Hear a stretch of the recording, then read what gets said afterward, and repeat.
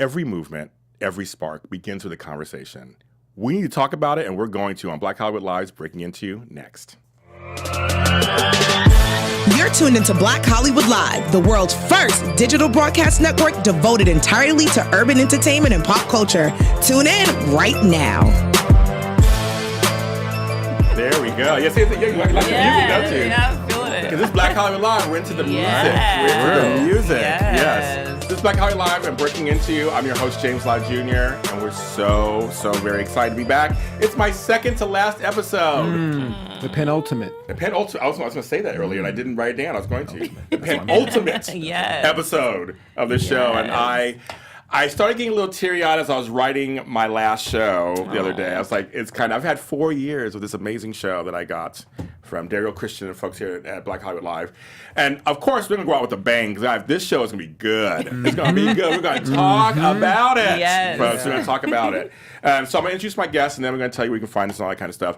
So one guest, if you're a fan of the show, you've seen her on here several times because she is an actress, producer, beautiful singer, and just somebody I love seeing, Miss Malynda Hale. Hi, girl. Thanks for having me. Of course, always. And I have a new friend. Yeah. It's her co-host of this great podcast called #We Need to Talk.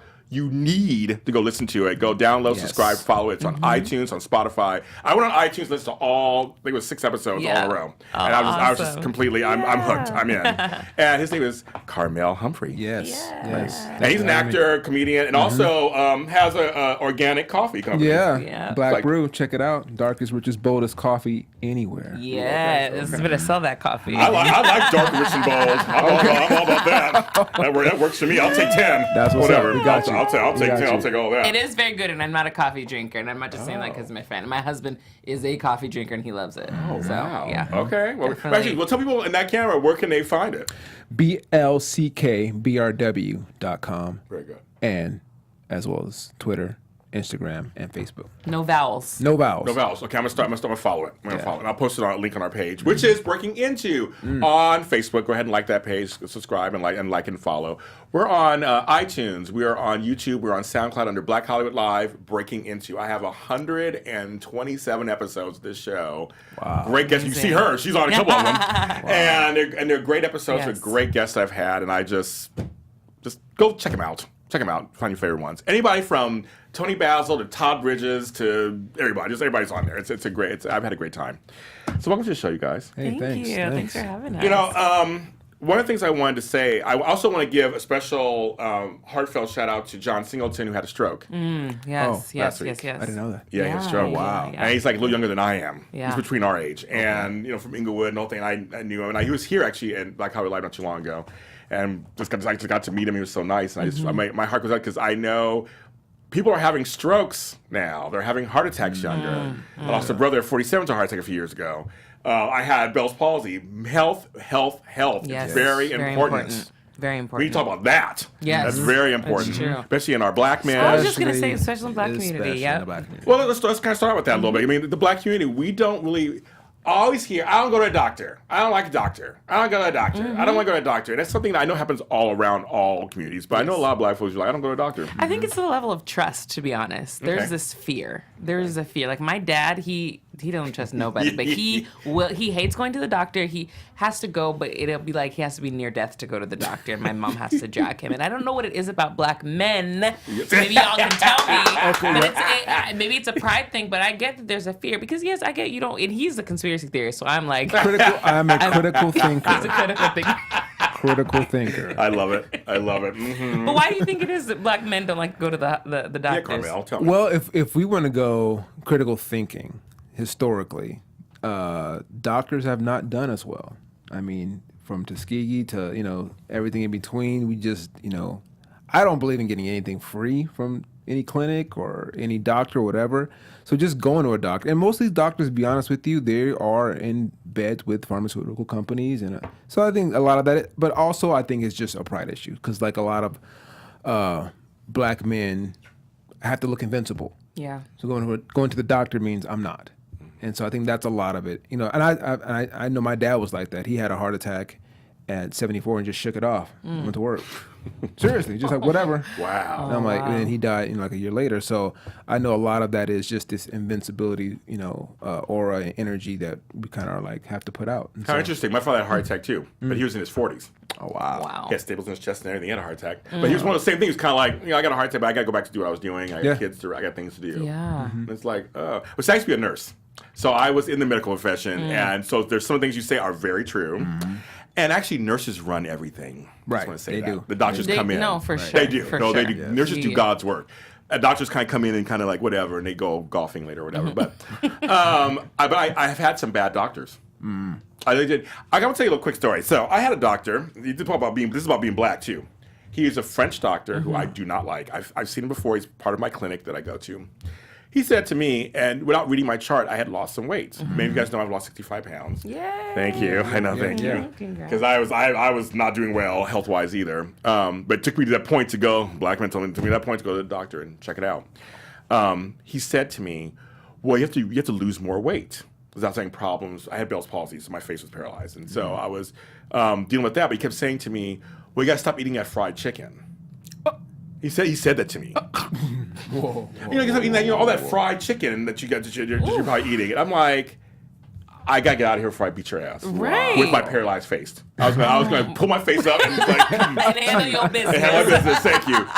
But he says that he's like, yeah, all that fried, all that food, and you have to be careful with, all the. You keep saying fried chicken, keep saying fried chicken, and now. As my girl in the booth knows, I love me some fried chicken. I mean, yeah. Yeah, she does But love that fried don't chicken. mean that he has to say that. Yeah, like that. He It don't wasn't- know you. You don't know. It was all about the fried chicken. And it just felt so weird. So I see why black folks will be like, I'm not going to that doctor. Right. He seems Right. racist. Now, if he's racist, I have no idea. I have no idea what that is. His bedside manner left a little to be desired anyway, period, in general.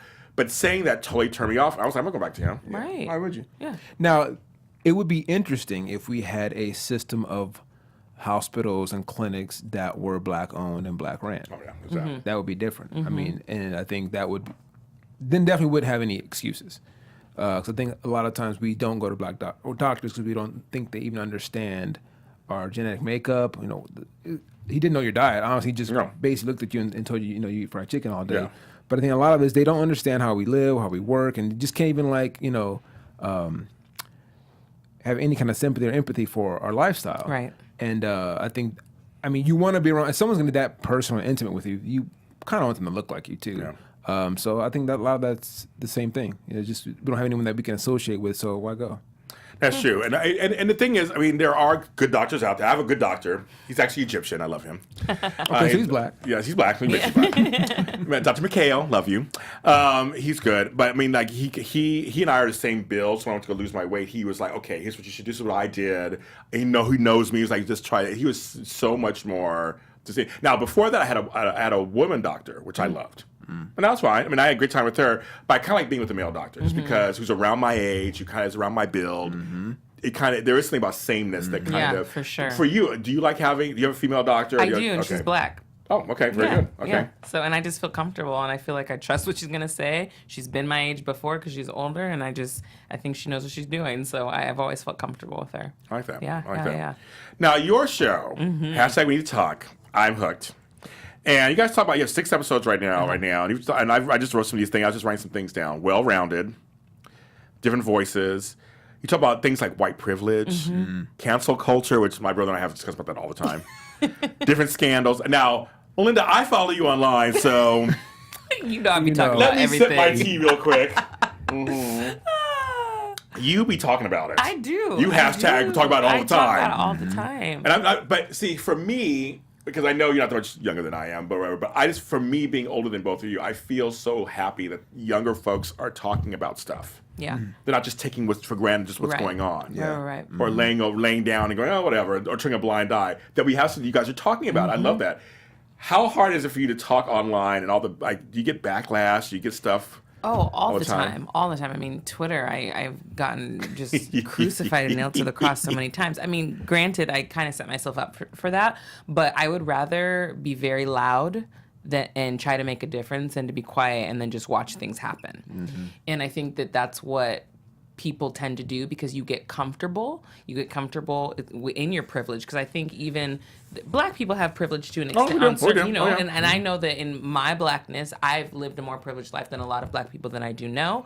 And if I have a platform where I can use my voice, and if I have a following, and I can try to make a difference, then I'm going to use that platform to try to make a difference with my privilege in that sense. So, I welcome the backlash. To be honest, I like getting into arguments with people, but I also am very much the type of person that I will hear somebody's point of view if you can back it with facts. But if you're just coming with your mouth and that's all, Yes. then I'm gonna rip you a new one pretty quickly. Okay. Yeah. I've seen you do it. Yes. I have seen you do it. Yes. You know, I mean, 'cause you bring up a good point of just, you know, not being silent. And, you know, and for us, like Hollywood, for us, we do need to talk more.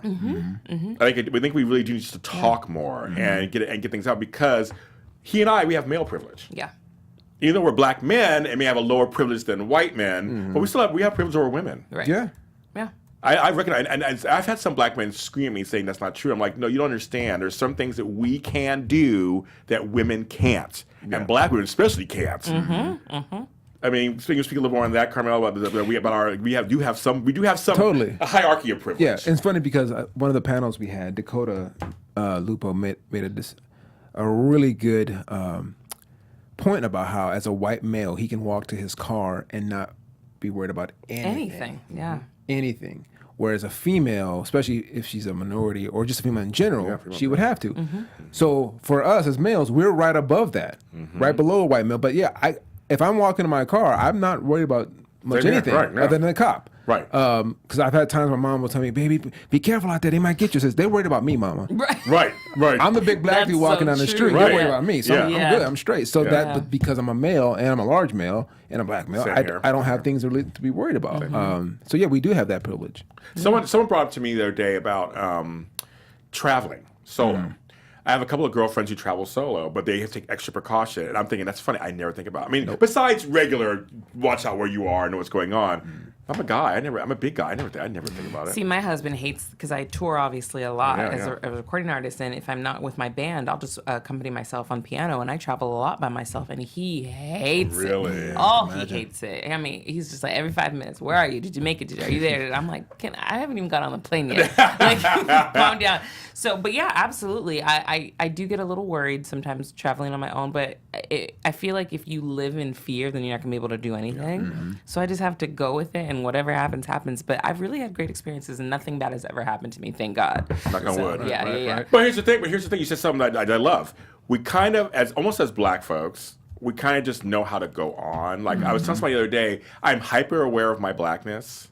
I'm hyper aware of all things that I am when I leave the house, but I don't live in fear, obviously, of it. I'm just hyper aware. I know what I am when I leave the house, and we know what could happen. Yeah. Absolutely. And I think that hyper awareness also is what, because I'm in an interracial relationship, my husband's white, it makes me aware of the things that happen. I'm like, oh, that person's judging me. That person's not going to talk to me. And he's like, what are you talking about? I'm like, oh my God. Yeah. But he doesn't notice that, like, when you go into a grocery store or when I go into a retail store, like, they're watching me. They're not looking at you, you know? And that's when you're hyper aware of your Blackness. But like for him as a white male, that's a lot. He never has to think about that, for Not sure. at all. Not at all. And my kids are interracial, and even in other interracial relationships I've had to, like, yeah, this is gonna happen. We're gonna sit in the back of the restaurant, guarantee. And it's sometimes it's a joke, but sometimes it happens. I'm like, yo, and that's kind of we're just used to it. So it's almost like it's funny to us.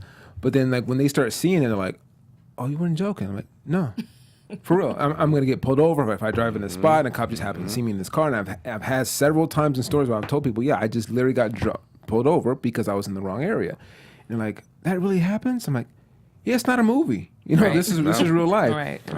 But then it's funny because on the other side of the spectrum, if I go play basketball at the gym and it's like, you know, a bunch of Asian dudes. I'm always the first person to get picked. Of course. I just Hello. expect it. If I walk in, I'm like, okay, they're gonna fight over me in here. Okay, cool. And you know, so there's two sides of that. It's funny because I have this experience many times when I'm with my female friends who are not Black. I'm at the store or at the restaurant, and Black women give me the dirtiest looks. And I'm not with these chicks, trust me. That's not what I want. But it's really interesting. But I had to learn, at first I would get angry about it. But as I've gotten older, I had to learn compassion for them because I kind of get, and you could probably talk about this more than I could. Just I kind of get where they're coming from on some level. They want a good black man. It's hard to get one. Someone's get a little success. They move on to other things. So when I say it to you, when I say it to you, what comes to mind for you when I say that? I mean, I've definitely had those experiences, but from all races. But I will say that our people are a little bit more obvious about their feelings. Yes. White people are very indirect with their racism and their feelings, and I actually think that that's scarier because, with black people, like, they don't like you, they're going to let you know. Okay, that's true. That is true. But with white people, you don't really know because they just have that face that they're making, so you're not sure. You're like, do you have a problem with this or not? So I've had those experiences across the board for sure. And it's funny for me because I've always thought it was weird because even when you say then we get a little success and then we go this way, I never thought about it that way. Where like me being successful now, I get to be with a white woman or some different race. And I have heard that a lot. And I've seen a lot of, some of our larger public speakers talk about. Remember Dr. Umar Johnson in a video? He was very adamant about when black men get successful, they go get a white woman. I'm like, I just like who I like. I never thought about it that way. If someone's attractive, whether they're black, white, Asian, or Hispanic, whatever, I'm like, you cute. Let's talk. That's really what it's been for me. But then I have to think like, why are they thinking that way? Because the generation before us did that. My father did that. Okay. He married white. Wow. He got successful, got in the Senate, and he married white. I had an ex-boyfriend who was black tell me that. It's like, when black men get successful, you want to get you a white girl. And I was like, wait, you're dating me right now. Right, exactly. So you're basically saying you're unsuccessful, and if you become successful, that means you're going to drop me. Right. Clearly, we didn't end up together. But, Clearly. But I mean, I joke, but I always said I'm an equal opportunity dater. I'm just same here. I'm the same here. Whoever I have a connection with, that's who I'll end up with. But I do know that there was that generation. My father went through the whole passing generation because he's very light-skinned and all that stuff. And I know that was very real for the generation right before us. And I know, even when I came of age in the mid-'80s, and that's when I started going to work and I started doing stuff, and I started seeing that too, where it was like, oh, white girl's looking at me now, and oh, okay, and you speak really well for, you don't sound like other black, folks, and those kind of terminology, and also your circle widens when you move up too. That's what I would say, like, if we were becoming more successful, we're probably moving out of the hood. We're probably getting a larger circle. So it's just more opportunity to be around, the different ethnicities. So it's not like I'm trying to find someone of a lighter skin color or complexion. It's just that's more what I'm around now. Right. And for me, like I was born in Compton and raised in Linwood. And as I've grew up, I've kind of just moved closer to Orange County. It was completely not. I wasn't even trying to. I'm so sorry. I'm there now. I'm like, damn, why am I doing out here? But I'm like, I wasn't trying to. I just ended up out there, and I'm like, okay, so this is what's around me now. But I'm like, I don't have a problem if they're black or white or whatever. Is it, like you said, it's about a connection. I agree with that. I totally agree with that. And there's things. I mean, there are things that other cultures can bring to your relationship that are great. And I mean, I think it's fine. I think it's. Finding first of all, finding love, period.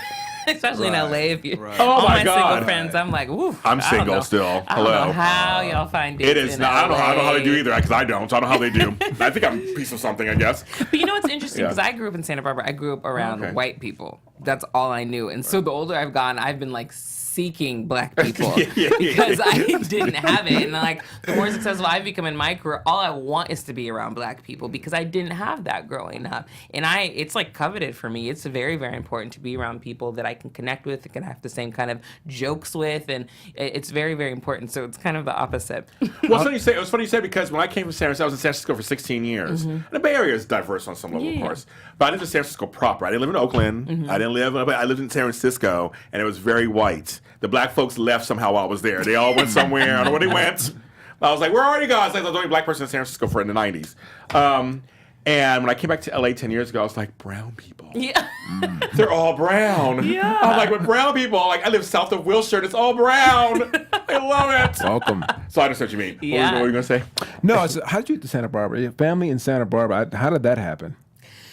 I don't know. I mean, my mom went to UCSB. There you go. And worked at UCSB. And then my dad, I don't know why he chose Santa Barbara, but he drove from Mississippi, which is where he's from, to Santa Barbara and started working at UCSB. And that's how he ended up meeting my mom. But I don't know. Because I knew you were from Santa Barbara. I just didn't know. Like how? Yeah, right. 2 black folks in Santa Barbara. I mean, we were like one of the only black families, so we were kind of famous. Okay, very good. But The Hale. I mean, yeah, the Hale, exactly. There was another one up there? There were a couple. Wow. Like there were enough people at my school to have a black student union, but there was only like 8 of us. Hey. Okay. But it was still. It was black. Yeah, but there really weren't that many, but it was just so many white people. So when I got to college, we had an actual black student union, and there was like 50 to 60 people, and it was like a culture shock for me to see that many of my own people. And then now, the older I've gotten, I'm like, I just want to be around black people for a while, just for a minute. Well, there's a certain understanding, a certain language that's spoken and not spoken. Absolutely. When you're around people who are alike, and kind of like. And now, we're not saying that all black folks are the same. I'm not trying to say all that, but there is something about There's that. similar experiences, for sure. Yeah. It's a cultural thing, absolutely. I mean, I remember there was this hashtag going around on Twitter a couple years ago that, like, I don't remember what it was specifically, but it was basically showcasing how black people all over the world have the same kind of mom, have the same kind of aversions to certain foods. Like, it was just, it was really, really interesting to see. I was like, we're really all connected, and it's kind of amazing. It is. It's amazing. It is. Now, saying that, I also want to bring up,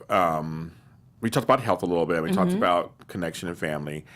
I want to bring up mental health a little bit because I think that's very important also. And, for our black acting community, we lost Christophe St. John, who died a few months ago. Yeah. I knew him and everything, and he lost his son to suicide. So, I mean, very, very tragic thing. But mental health, again, my girl, Miami McKinley, who saved my life, I talked about on the show 3 weeks ago, was with that licensed therapist. We don't go to therapy either. We do not. Go to church and pray. You'll be fine. Yeah. That's really... And I'm gonna be honest, I'm struggling with that right now because I mean we all have things we need to work through, but I think it's this it's kind of like how you said with the perception of like black men, you have to be this big strong person. I think that's how black people in general feel. Like there's a pride there's a we're strong independent black people. We made it through slavery, we made it through civil rights. I don't need to go see no therapist. And I do think that it will be healthy once we can get to that point because it's okay to talk. Yes. It's okay to talk, and that's what therapy is. And I'm still coming to that conclusion because I've definitely been like, no, I got Jesus. That's how I've been. Right. But I'm trying to get to the point where I'm like, you know what, maybe I should, just to talk through things, see how I feel, because we have so much, I feel like PTSD is passed down in our DNA. Yes. I truly believe that. Yes. And if we don't talk about it and work through our anger and work through our issues, I don't know how we're going to get past certain things. So I'm struggling with that right now, but I see the benefit of going to therapy. I do. Well, I definitely think then, like as we discussed with doctors, you have to have a therapist that's black.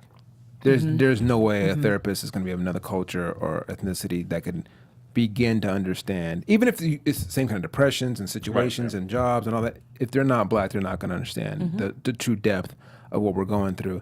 And it's definitely the aura, mystique of the black woman and especially the black woman, because the black woman is got to be like ultra strong. Yeah, I know. And like everyone, if you mention just a black woman, just even the term, it already denotes just a strong, powerful woman. Yes, she can't go to therapy. Right. There's no way, So, but then again, if it becomes something where there's doctors that look like us, and then it's like it's not as a negative or like doesn't look weak. Like it needs to be part of our regular regimen and made to look that way. Then it's like, okay, this is not a big deal. And then, I think we'll start moving more towards that. But yeah, I mean, mental health in our community is such a big deal because honestly, we're bombarded more than any other culture. Yeah. I feel, and also I want to say out there are Christian counselors, there are Christian therapists who are trained in therapy and counseling, but go through, but also add a Christian and just a spiritual component to it. Yeah, so I would say there are those out there too. And I don't mean to minimize the whole going to church and praying and having God in your life, but I always feel like that's there, but you got to do the work too. Mm-hmm. You can work in tandem together. Right. You can love God, trust in God, and all this stuff, but also get some help at the same time and work them together. It's they say, I think the phrase is like faith without works is nothing or something like that. Yeah, because God's like I can't just be doing everything. No. I mean, it's funny because we look in the Bible. all these great men had mentors, they had friends, yes. they had a priest, they had someone to talk to. It wasn't just like them and God. Yeah. God put these people in their lives because God's like, well, in the Bible, you can't see God. So they had to have someone they can look at and talk to and struggle with. And, you know, David in the Bible is supposed to be a man after God's own heart. He had Jonathan. Right. So like God's obviously put someone in his life that he could, you know, relate to, talk to, and have some, because David went through some crazy stuff. So like, why wouldn't we have someone that we can, you know, relate to and have a mentor or a therapist that we could talk to and confide in?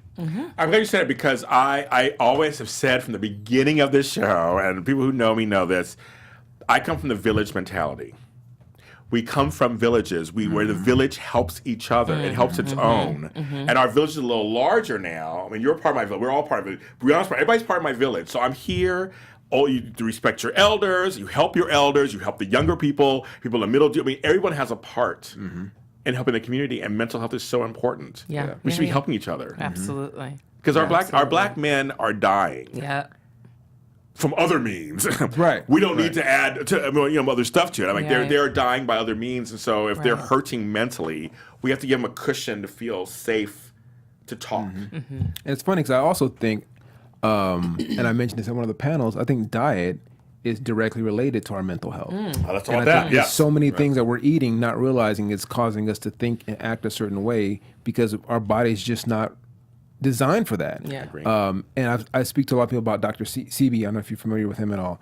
But like his work about the black diet not matching up with our DNA because we're in America and we kind of eat a European diet. And so it would make sense if I'm not thinking right, it's because I'm not eating right. So I think a lot of that we need to look at as well. What are we supposed to be eating? Because if we're not feeling ourselves correctly, I can get all the therapy in the world, but just once I walk out the door and eat something that's not good for me, my mind can just start taking me in a whole different direction. So I think all that holistically we need to look at. Yeah. I can't. This is so sad for me. I had to say goodbye to dairy because suddenly I'm lactose intolerant. I was a rat too. I love me some cheese. I was a rat. I love me some cheese. I had cheese on everything. I love me some cheese. Like right now, I'm picturing some mac and cheese right now. That's extra cheesy. Okay. Some lasagna with extra cheese on it. Oh my Jesus! I can't have any of that anymore. Don't torture yourself. Oh, I can't have any of that anymore. I can't have any of that. It just makes it. And I know that. Yeah, I know. Don't even tweet me about some vegan cheese and crap. That's not what I'm talking about. But you don't. I know some are good. I'm just saying. Just saying. Good old fashioned lard is good too. I can't eat that anymore either. But it's good that you're taking the steps because there's some people that would be like, I know it's bad for me, but I'm just gonna have to die. You know, Right. there are so many people that would be like are. I gotta that. add these nachos. I'm sorry. Yeah, right. I need these nachos. I'm sorry. My father's from Louisiana. I grew up with soul food. Oh yeah, yeah. I mean everything. I mean, come on. I mean, everything was so good. I mean, there's some. Luckily, there's only a few places in LA that are still good. Some of them just didn't do that well. Harold and Bell, sorry, not good anymore. Oh, for real? Oh, I went there recently and I was like. Don't tell me that. These are my favorite places growing up, going to Hale and Bell's. I had my 35th birthday there. I loved it so much. Went there recently twice, and I was like, this is nasty. I was just thinking about going there. bland. Like someone said, No seasoning? dude, we'll take seasoning out of the food, and good luck. Oh wow. The potato salad was nasty, which I used to love the potato salad. I had some slider, whatever, thing, nasty. Harold what and else? Bell's. Harold and Bell's was so good. Yes. You could eat it the next day. Yep. And it tastes better. Could have sat in its juices. Right.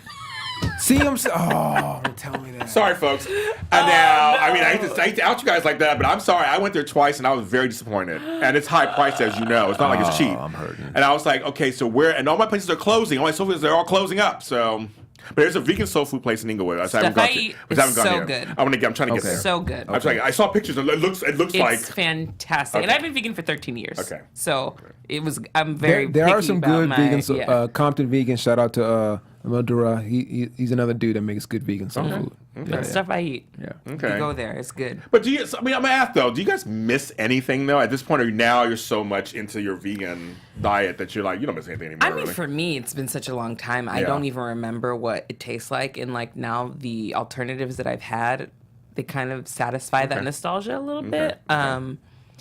Yeah, I don't miss it. And I remember how I would feel. And that's what's kept me from going back, especially with dairy. Because I found out lactose intolerant. I mean, I was lactose intolerant for a very long time. But when I found it out and felt it, I was like, oh, that's why I feel like crap every time I have this or ice cream or something. So, yeah, I don't miss it at all. I do like the vegan mayonnaise.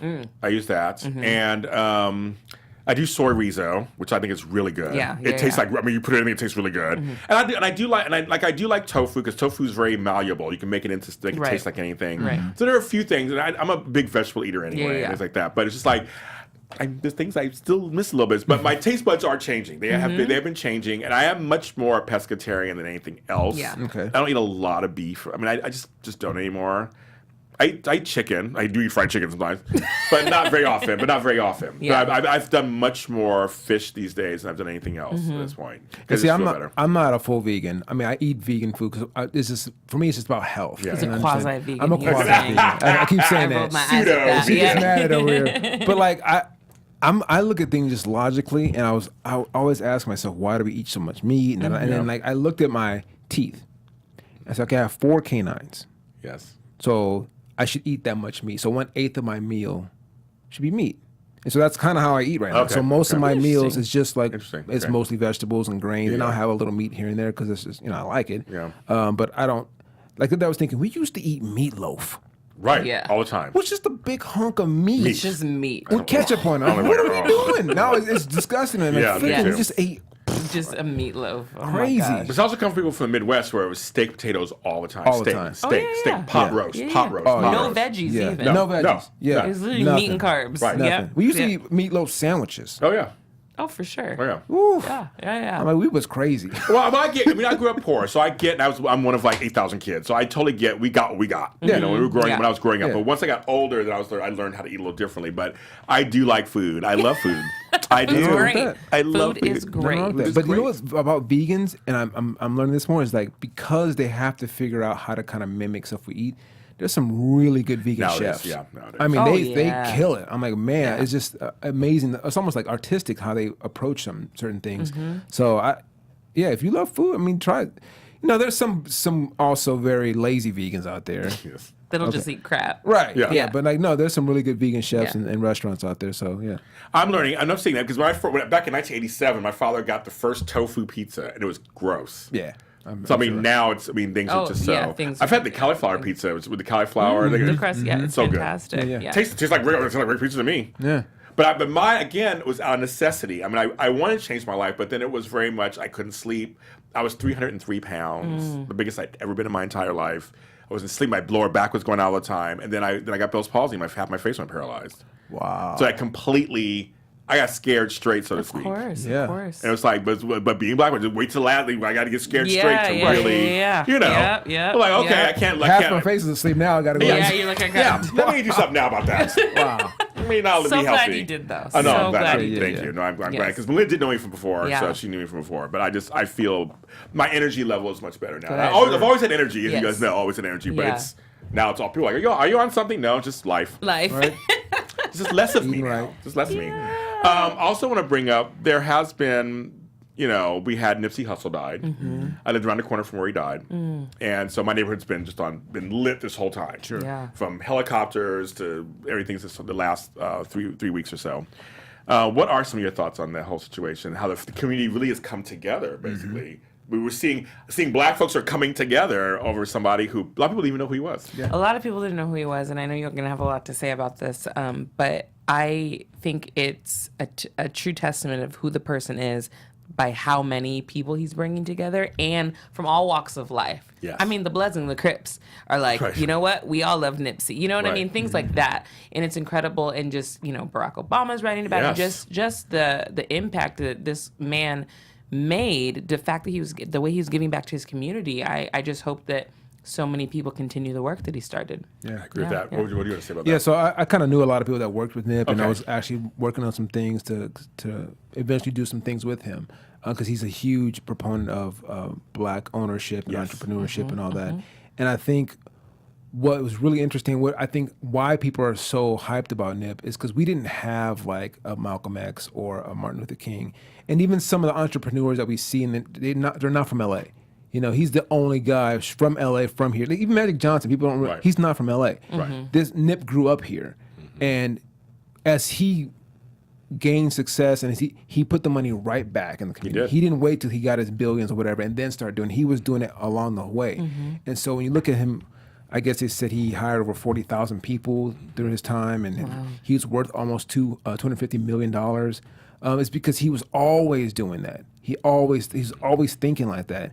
And I think, it's sad for someone's death to have to do this, but I think he's going to inspire a lot more people in his death than he probably could have done in his life. And I hope we can start looking at some guys like him, even like a Killer Mike or David Banner, who are doing some of the similar things in their own communities, and start supporting them now before we lose them. Chance the Rapper, all of them, they're all getting Chance the Rapper. Exactly. It's funny because I told somebody the other day, I said, we're in this culture now where you can be a big fish in a small pond. You can be famous and not famous, and people will know who you are. A segment will know who you are, and you're held up, and you're doing all this stuff, and you're doing great stuff, and they don't know who you are.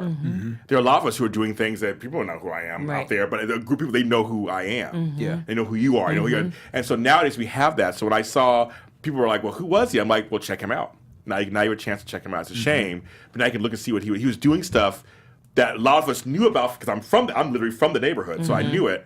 And I'm in entertainment, so I know all this stuff. But there's a lot of folks you just don't know who are out there doing great they're stuff. Doing incredible things. Yeah. I remember when he opened the store, I went and bought a mug that day and just was like hyped about the stuff he was doing. Like his store was so progressive. Like people don't know, he had the first smart clothing store where you could go in, run your app across one of the shirts and get a piece of content, like a new video or a new song from somebody. I'm like, no one was doing that. And in the middle of the hood, this store existed. And I'm like, it's just so crazy. And his whole story of how he used to hustle on that street corner, selling T-shirts and shorts and stuff, and now own that same corner. Now, folks, if you don't know this, and I used to laugh all the time, because I left L.A. in 1987, came back 10 years ago.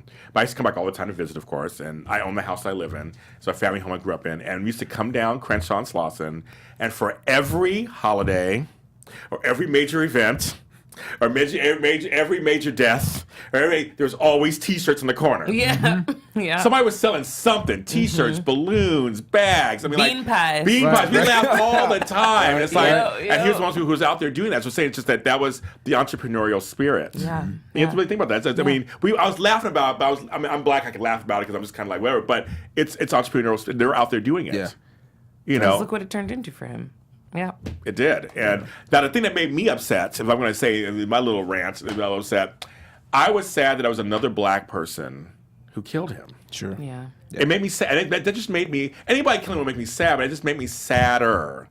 I don't know if I have a right to feel sadder about that or so. I just made me feel like, of course you do. Like we killed one of our own killed one of our own. That was doing good. Right. It's like, I don't understand. Yeah. That day the reason why he was at the store is he was picking up clothes to take to someone. Yeah. To donate to somebody. It's just like, to me, it's like, what? We're already getting killed other ways, and now one of our own. So we got one of our own. Like it's just like really. Yeah. I know. It just made me sadder. I was just like, we can't be with our own people and trust our own folks. But it's funny because now, as you said, and you mentioned how the Blood and Crips are going, but that's what was happening. Yeah. So it's cool to see Bloods and Crips uniting everywhere in New York, here, DC, wherever. Like they're like, yo, we're done. Like that dude was us. And even in his music, he did a song with YG, who's a noted Blood. Yeah. Like he was like, why are we doing this? Like he shut all that down. And then and in his death, they're like, yeah, let's officially let's end this. But it's sad that it took another brother killing a brother for this to happen. Yeah. But in his legacy and his honor, I feel like there's gonna be some amazing things happening. So do you really think that change is afoot because of this? Do you think it will last? Do you think it won't die back down? Last, I don't know. It's definitely happening. It's happening now. No, actually, I agree with you on that. Whether it lasts, it's really upon us who are here, who are doing things like Nipsey was doing and want to see those things done. It's really upon us to do that now. And also, I know it was crazy how many celebrities were posting and tweeting pictures of them just talking to him about something. Yeah. I was just about to do this. Like he was talking and touching everybody. He was, Athletes, actors, engineers. He was in cryptocurrency. The cat was touching everything. So it's just like, hopefully those people keep running with it, and then those behind coming up do it as well. So I want to say our track record's not always good in that. right, You know, right. we get hyped up for a month or two, Yes. and then like we're back to doing what we used to do. But something's different about this. Honestly. This felt It's different. definitely LA felt different. Yes. For sure. Yes. For I think I agree with sure. that. LA felt different. Yeah.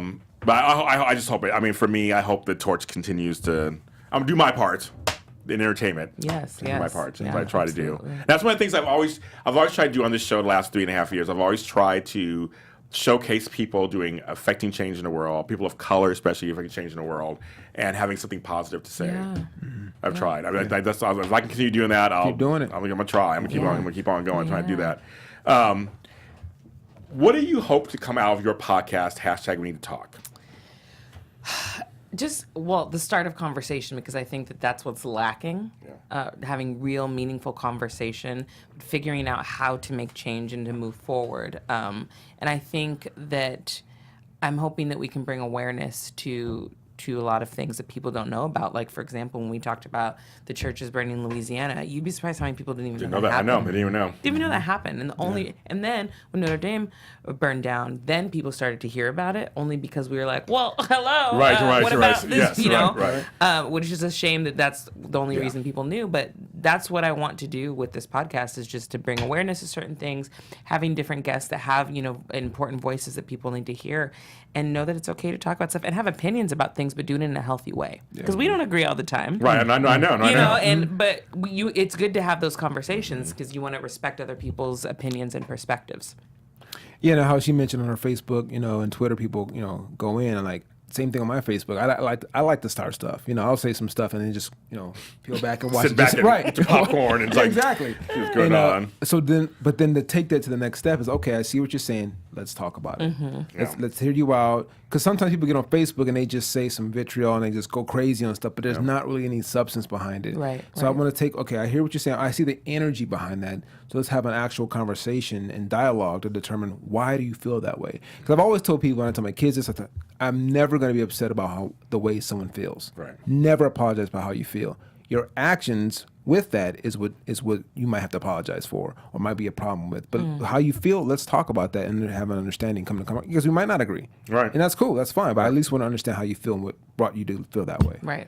I've noticed as I've gotten older, I have to I'm that old man sometimes. I come across, I'm like, I don't want to be that old man with my views, but I do notice that I'm older and just I've seen things, I've experienced things. Yeah. So I try my best to stay open when I listen to my kids and my grandkids talk. And my nieces and I try to stay open to the younger generation and hear what they have to say, because I may not like everything, but there are some things do evolve, things do change, and I kind of want to be with the change and evolution. I don't want to be left behind. Like, just get off my lawn. I don't want to do all that. Yeah.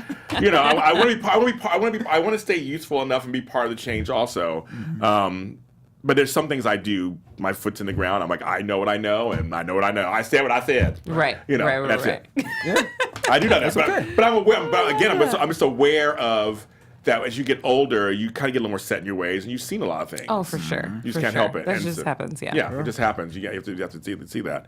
But your podcast I just think it's such a good idea. Thank you. And I think I want it to be real. I want it to be big, big, big, big, big. So do we. Yes, right? That's why we're doing this, right? Like, I want people to know. You got to be talking. Yes, Because people a lot of times feel like they don't have a voice, or they can't find people who have voices similar to theirs.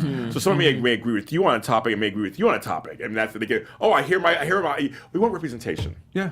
Isn't that what we Amen to want? that. Amen. We want representation. We talked about that when you were on for Yes. TV shows. That we want Yeah. representation. Yes. It's very important. Go Super ahead. important. And I think that's why I've always felt like when I speak, when I say something, I want to have a very pinpointed, sharp shooting approach to it. I don't like saying vague things. I don't like putting stuff out there that people are not really sure, because then you really don't have a voice. People don't understand where's he coming from. So when I say something, sometimes I'm kind of blunt. Sometimes I'm kind of out there. If I'm doing a stand-up show or whatever, I'll say some crazy stuff because I want you to know where I'm coming from, and you need to know right away.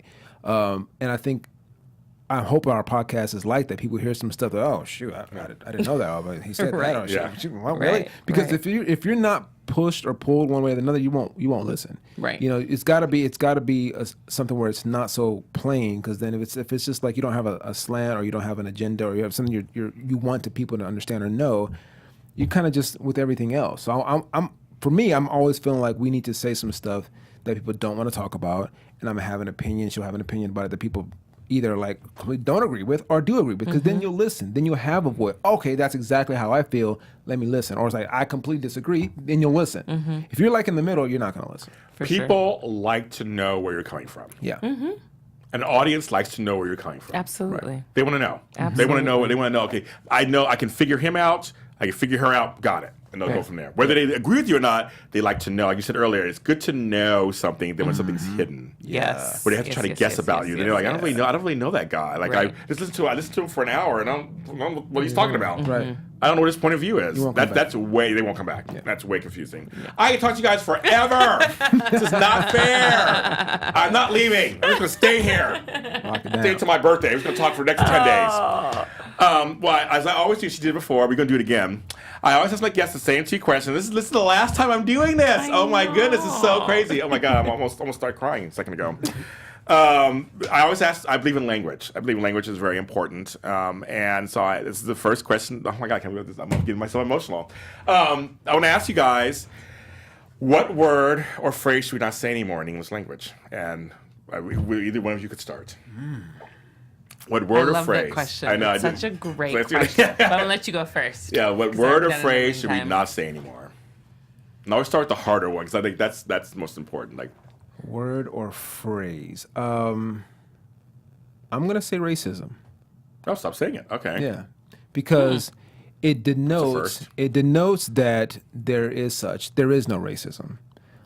It's white supremacy, and it's the idea that the whites are superior. I didn't like white supremacy. That was my second one because they're not. But racism, because the word race means a lot of different things. So like, it's either an event we're running, I like that. or it's an ethnic group, right? And so the suffix "ist" means you're an expert, or "ism" means it's a philosophy or a thought. So racism is not that. A racist is not an expert in race. They're not an expert in running. They're not an expert in ethnicity. So the term itself is misleading. So if we get rid of it completely, then we have to talk about what we actually are talking about. Which is white supremacy. Wow, for a last person, you're the last person to do it. Okay. I love it. And now, Miss Malynda, what do you... I might have said this before on your show, but I'm going to say it again because it irks me to no end. I hate when people say, I'll try. Oh, yeah. Either you're going to do it or you're not. You're not. It's really that simple. Yeah, it is. I'll try to come. I'll try to call you. I'll try to... No, you either going to do it or you're not. Right. So I'll try to listen. I hate that. I hate that. Just make a commitment, or I would rather you say I don't want to than to say I'll try. 100%. Yeah. Now, I always say, I don't say minority anymore because we're not minor. I like Stop that word. I like that a lot. Now, what word or phrase should we say more of in the English language? Another good one. Yes, I love these, yes. It's Karmel, you still gotta go first. You still gotta go first. Okay. Go first because you're the newest guest. Okay. So we should say more. We should say more of. What should we say more of? I think friend. Oh, okay. Friend. Okay.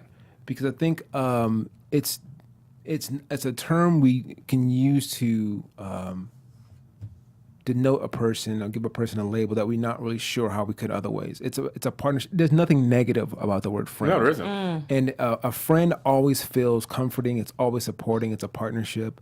And sometimes we look at I don't know what to call them. And like I have a lot of ethnic friends. I have a lot of groups I hang out with, Arabs and Asians. And then like, when someone calls me a friend from another group because they don't know what to call me, I always feel instantly comfortable.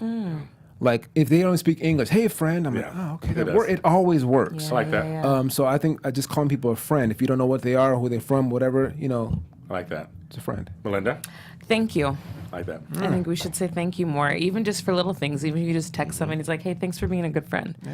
Because showing gratitude. Yes. Because showing gratitude is such a good thing, and it makes you feel good, and it makes the other person feel good. So just say thank you to people more, even just for the little things. Well, thank you, both of you. Yes. Being on my Thank show. you Thanks for for being having my us. friends. Of course. My friends. Now, tell folks in that camera where they can find each of you on social media and the podcast. Absolutely. So you can find me at Malynda Hale on Instagram, Facebook, and Twitter, and the podcast podcast is on Instagram and Facebook.